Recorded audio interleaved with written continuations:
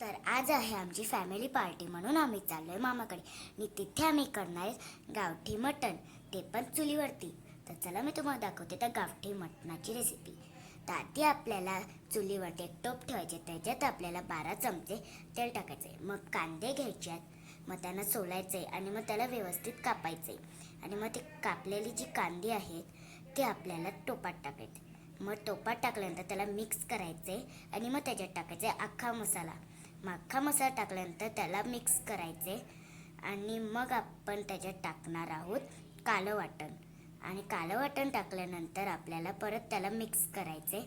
आणि मग मिक्स केल्यानंतर आता बघा आपल्या कांद्याला मस्त असा कलर आलेला आहे आणि जे वाटण आहे ते पण व्यवस्थित मिक्स झाले. आणि आत्ता जे आपण मटण आणलेलं होतं त्याला आता मसाला लावायचा आहे.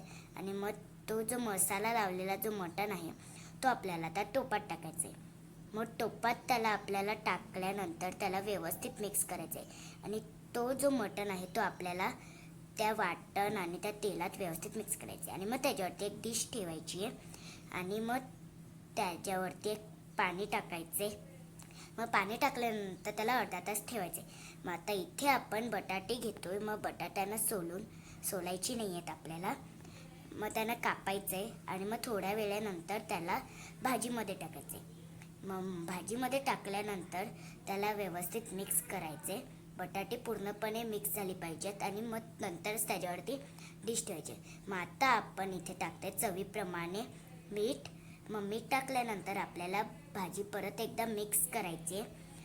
आत्ता बघा आपल्या मटणाला कशी उकळी येते, बघा किती मस्त उकळी येते.